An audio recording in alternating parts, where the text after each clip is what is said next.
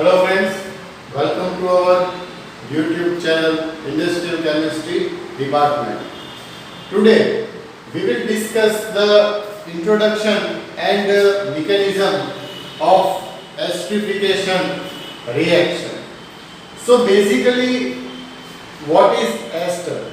So ester compound is stand as RCOOR prime. Here R and R prime stand as a alkyl chain or chain of carbon atom.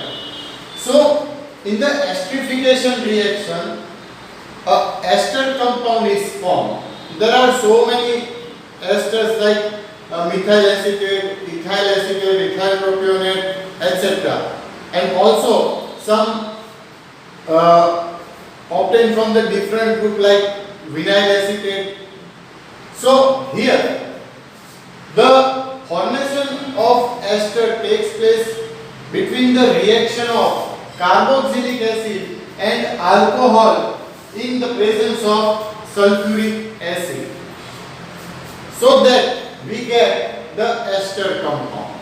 Here the basic formula, basic reaction, that this is a carboxylic acid which is RC double bond O bond OH, and this is alcohol ROH.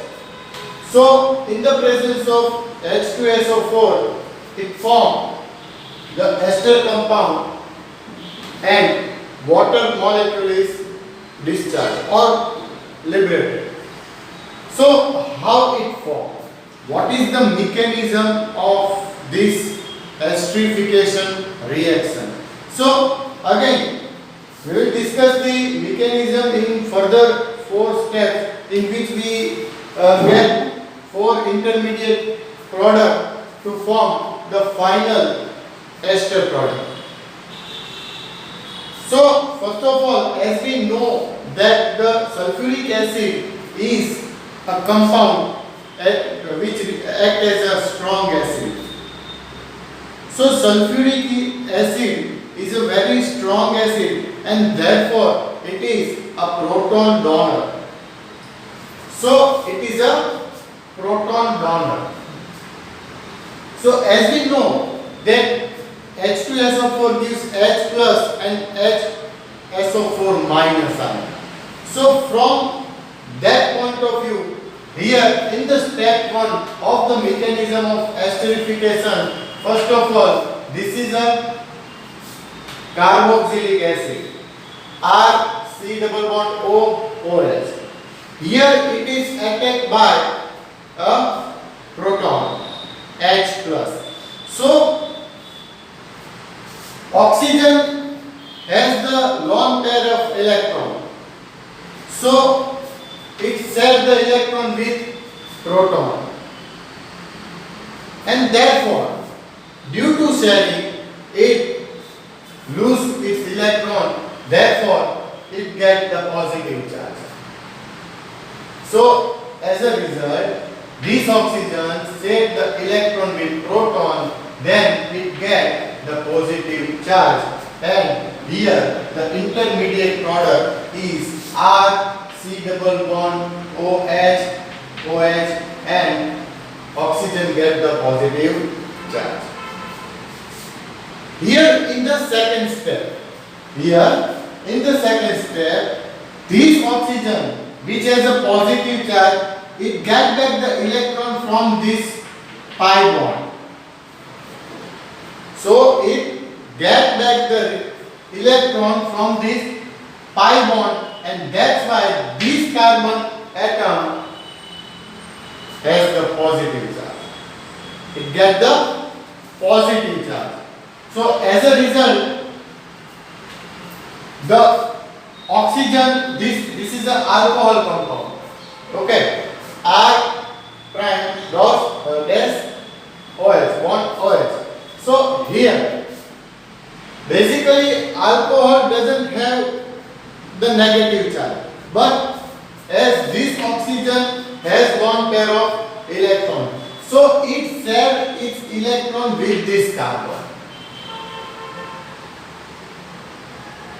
and that's why this carbon get the electron from this oxygen. Therefore the intermediate product is R bond C bond OH OH and R prime. So here this oxygen share electrons, so therefore it lose the electron and that's why it get the positive charge. So here this oxygen get the positive charge. It is intermediate two product. So now R C double bond OH sorry R bond C OH. So here as we discussed in this intermediate two product, this oxygen get the positive charge, so it get back the electron from this hydrogen. Okay, so it get back the electron from this hydrogen and therefore the hydrogen is discharged as H plus and which is joined with the OH because this oxygen has lone pair of electron. So it sends the electron with the H plus and therefore the formation of H2O. But here this is an intermediate three product RCOH twice OR prime. So this is an intermediate three product. But according to this oxygen get the positive charge and as it has a positive charge so it discharge as a water molecule. So water molecule is discharged so that the intermediate four product RCOHOR prime. Here due to discharge of water molecule this carbon get the positive charge. Now in the last step here this carbon has the positive charge. So now the intermediate product is R C bond OH OR prime. So here this hydrogen is discharged as H plus proton and pi bond is again formed. And that's why discharge of proton, the final product is R C double bond O R prime. So this is a ester compound. So again we'll discuss that esterification. Esterification છે બરાબર એ સામાન્ય રીતે આપણે સામાન્ય formula છે R C double bond C double O R prime એમ લખીએ છીએ જ્યાં R અને R prime છે એ આલ્કાઇલ ચેન અથવા કાર્બન ચેન આપણે કહી શકીએ છીએ પણ કેવી રીતે બને છે અહીંયા કાર્બોક્સિલિક એસિડ અને આલ્કોહોલ બરાબર કાર્બોક્સિલિક એસિડ અને આલ્કોહોલ છે એનું H2SO4 ની પ્રેઝન્સ માં જ્યારે રિએક્શન થાય છે ત્યારે એસ્ટર બને છે અને પાણી છે એ દૂર થાય છે અહીંયા આપણને ખબર છે કે H2SO4 છે કેવો છે સ્ટ્રોંગ એસિડ છે it is a strong acid અને એટલા માટે કે સ્ટ્રોંગ એસિડ છે H+ ડોનર છે આપણે નાઇટ્રેશન ની અંદર પણ ચર્ચા કરી હતી કે ભાઈ comparatively H2SO4 is stronger than HNO3 that's why it is a proton donor.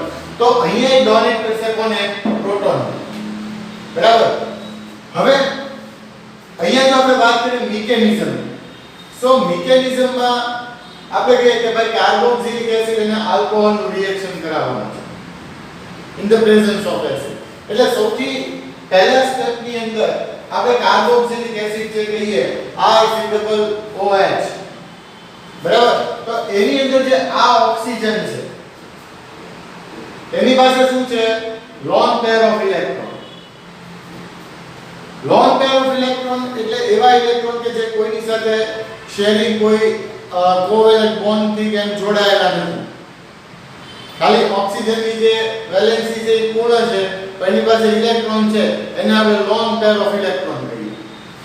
સો અહીંયા H+ છે બરાબર, H+ થી એટેક કરશે કોને? ઓક્સિજન. અને પરિણામ સ્વરૂપે આ ઓક્સિજન એના ઇલેક્ટ્રોન છે એ H+ ની સાથે શેર કરે એટલે સ્વાભાવિક રીતે ઇલેક્ટ્રોન ગુમાવે. બરાબર, loss of electron.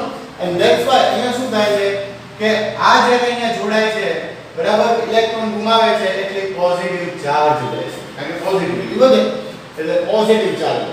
So this is the first intermediate product RCOH. બરાબર.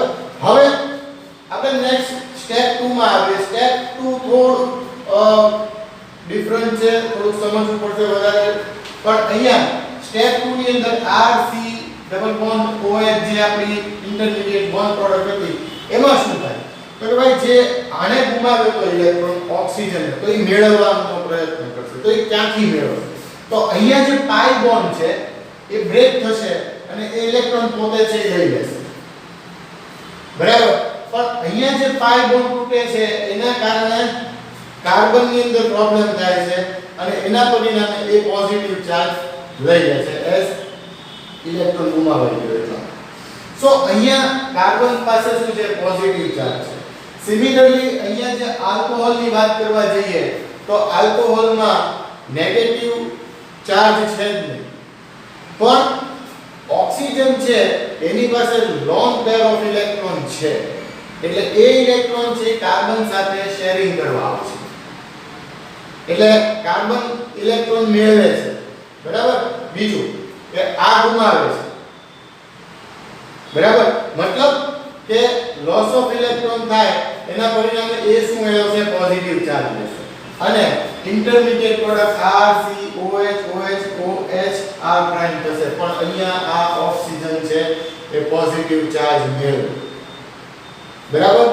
પણ આગળ વધીએ તો અહીંયા જે સેકન્ડ સ્ટેપ આપણું હતું એમાંથી એવું થાય છે કે અહીંયા OH જે છે એટલે આ ઓક્સિજન પાસે લોન પેર ઓફ ઇલેક્ટ્રોન છે.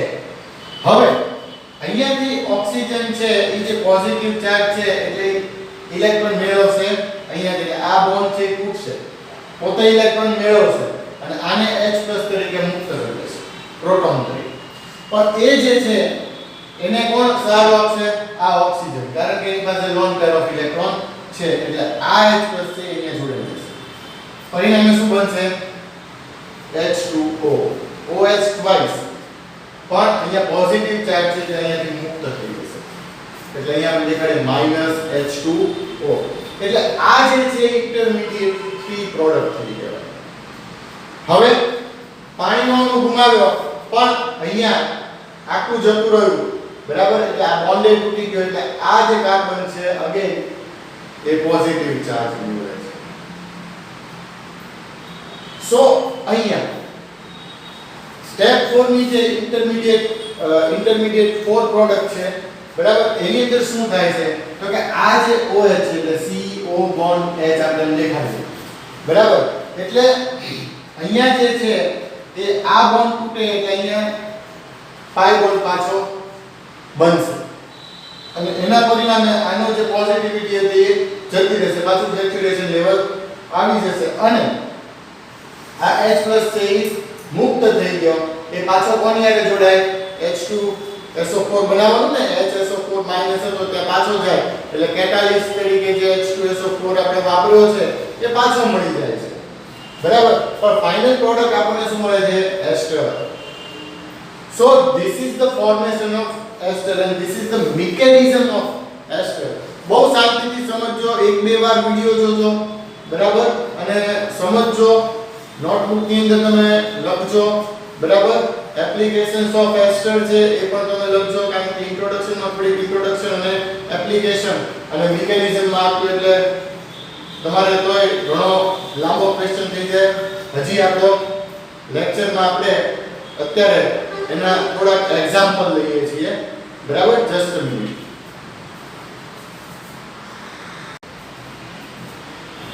Hello friends, as we have discussed in the mechanism and introduction of esterification reaction, when a carboxylic acid reacts with alcohol in the presence of H2SO4, then ester compound is formed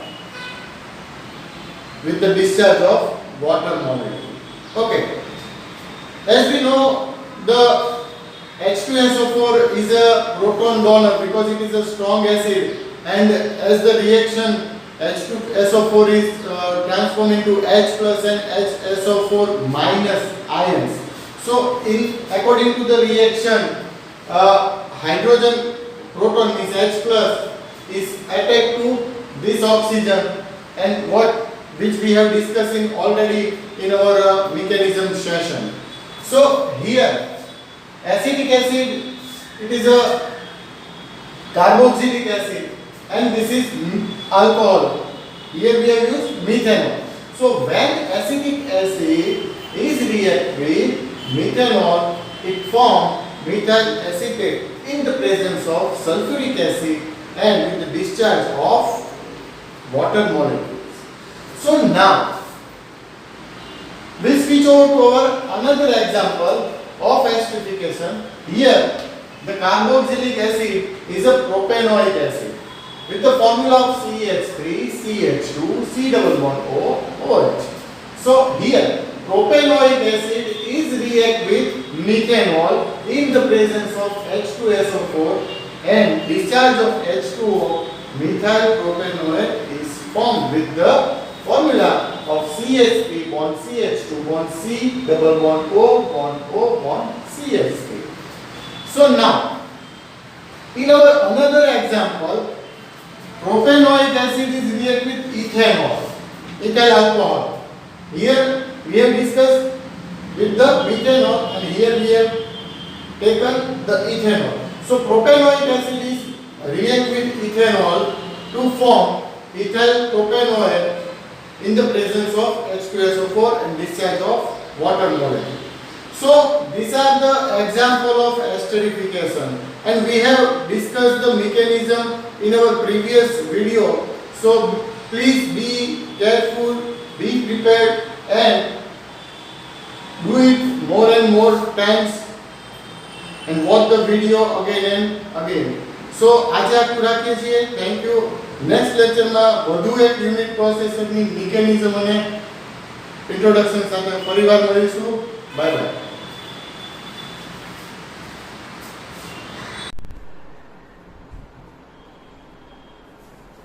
તો મિત્રો, આપણે esterification reaction ની mechanism, introduction અને એના થોડાક example જોયા.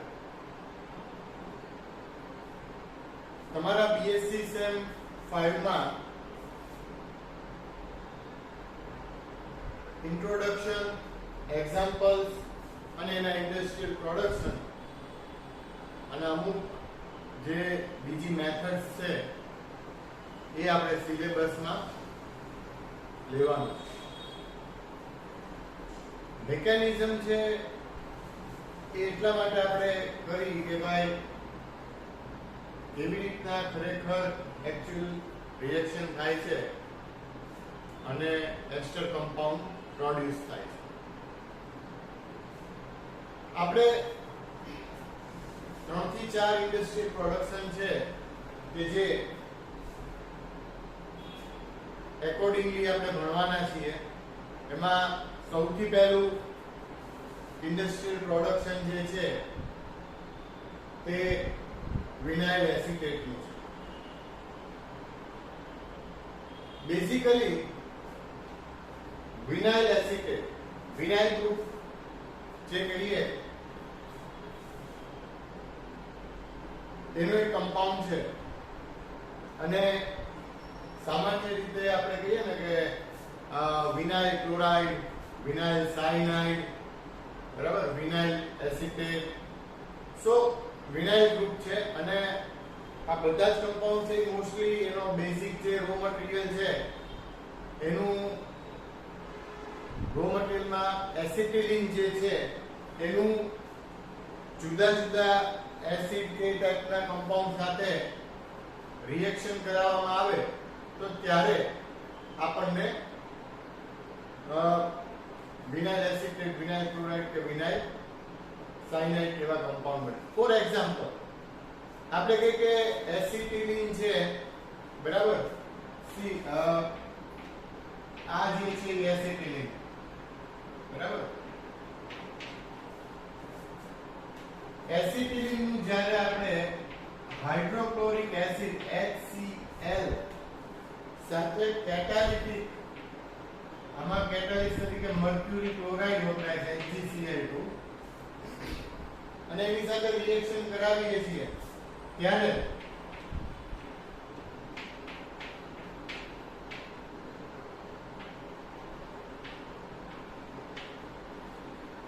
આ રીતે વિનાઇલ ક્લોરાઇડ બને છે.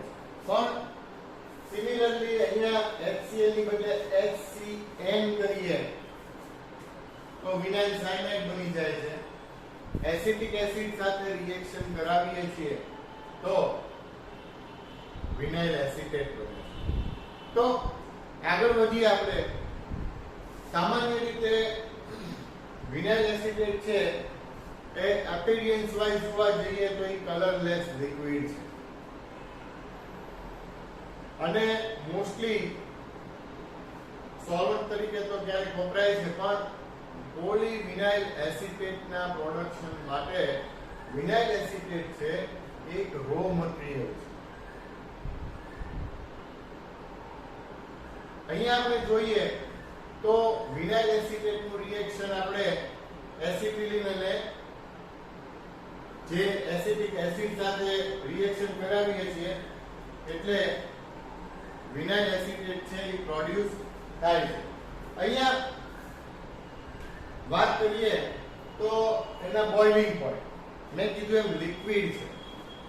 લિક્વિડ છે તેનું બોઇલિંગ પોઈન્ટ જે છે એ લગભગ 72 આજુબાજુનું છે, 72 ડિગ્રી સેલ્સિયસ. એટલે 72 ડિગ્રી સેલ્સિયસ એ બોઇલ થવા માંડે. એટલે અહીંયા જે વિનાઇલ એસિટેટ નું આપણે હવે ઇન્ડસ્ટ્રીયલ પ્રોડક્શન છે બોર્ડ ઉપર લઈએ.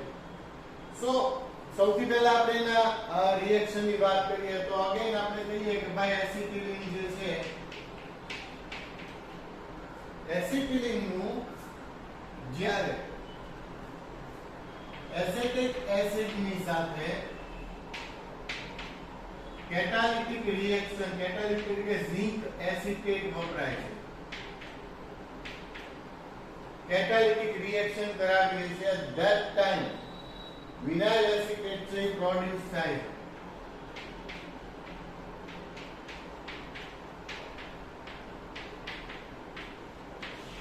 આ છે વિનાઇલ એસિડ. તમે લોકો મિત્રો તમારી નોટબુક ની અંદર રિએક્શન પણ કમ્પ્લીટ લખી નાખજો. પ્રોપર્ટીઝ છે તમને વિકિપીડિયા માંથી જે હું બોલ્યો તે મળી રહેશે. એની ડેન્સિટી છે, બોઇલિંગ પોઈન્ટ છે, એનો એપિરિયન્સ છે, મોલેક્યુલર વેઇટ છે, બરાબર. All this thing you can get it from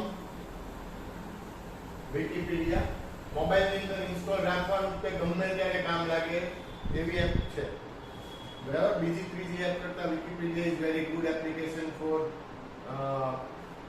searching, and also you can get information about any topic, right? Any topic. So હવે we will switch over to the industrial production. So first of all આપણે અહીંયા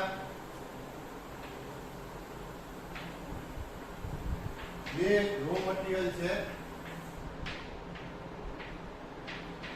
acetic acid and acetylene.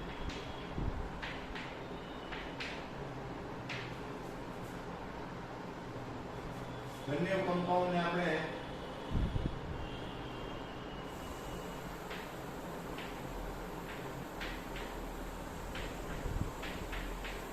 Jet mixer માં લઈ લઈએ છીએ અને jet mixer માંથી એને લઈએ છીએ આપણે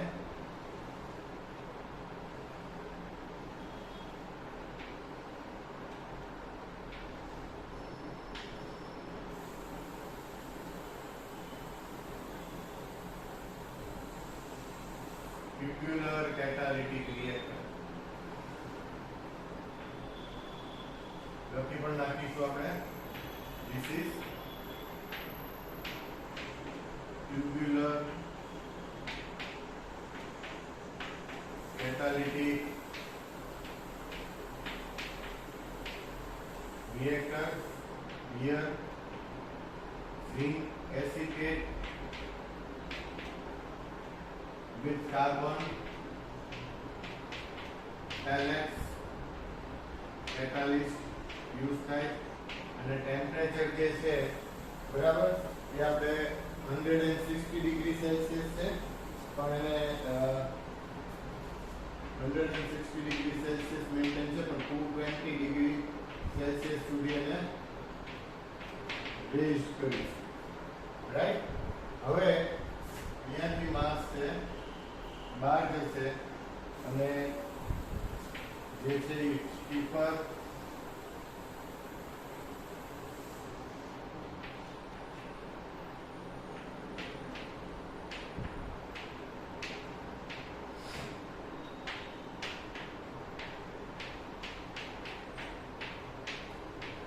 ફ્રેક્શનેટરમાં આવશે.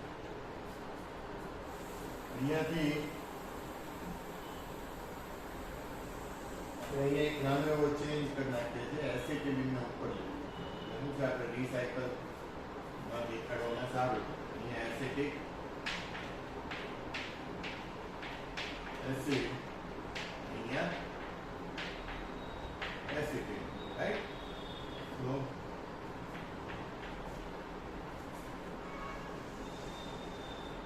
ફ્રેક્શનેટરમાંથી માસ છે એ થઈ ગયો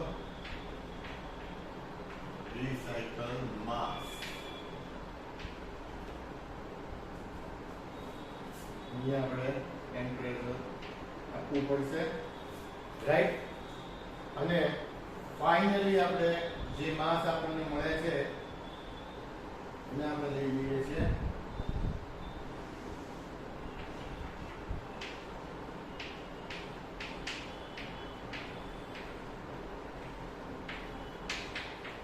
રેફ્રિજરેટરમાં જ્યાંથી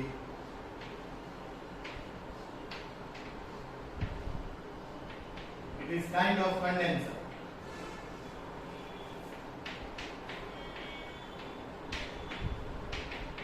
Vinyl acetate and here we get variance. Okay. So friends, અહીંયા આપણે industrial production of vinyl acetate છે ડ્રો કર્યું છે બરાબર. એનો ફ્લો શીટ ડાયાગ્રામ છે. So first of all acetylene and acetic acid both are taken into a jet mixture. Here mixing takes place thoroughly and then the mixed mass is further taken into a tubular catalytic reactor. Here in this tubular catalytic reactor zinc acetate is used as catalyst with carbon pellets. Carbon ના દાણા છે tubes ઉપર છે એ provide થાય છે, અંદર ભરેલા છે અને ઇવન ઝિંક એસિટેટ છે કેટાલિસ્ટ તરીકે વપરાય છે. ટેમ્પરેચર છે 160 ડિગ્રી સેલ્સિયસ છે અને રેઝ ટુ 220 ડિગ્રી સેલ્સિયસ થાય છે. સો અહીંયા માસ છે જ્યારે ટ્યુબ્યુલર કેટાલિટિક રિએક્ટરમાં નીચેથી એન્ટર થશે અને ધીમે ધીમે ગેસિયસ માસ છે અપવર્ડ જશે એટલે એનું કેટાલિટિક કન્વર્ઝન થશે. અને જે આપણે અગાઉ રિએક્શન લખ્યું હતું એ પ્રમાણે એસિટિલિક અને એસિટિક એસિડ અને એસિટિલિન વચ્ચે રિએક્શન થઈ અને વિનાઇલ એસિટેટ ફોર્મ થાય. અહીંયા માસ જે છે ઉપરથી વિડ્રો થઈ અને સ્ટીપર ફ્રેક્શનેટરમાં આવશે જ્યાં ગેસિયસ માસ જે છે બરાબર તેનું સેપરેશન કાઇન્ડ ઓફ થશે અને ફ્રેક્શન્સ તરીકે રન રિએક્ટેડ અથવા રિસાયકલ માસ છે એ પાછો બેક થશે અને વિનાઇલ એસિટેટ છે ત્યાં આવશે રેફ્રિજરેટર.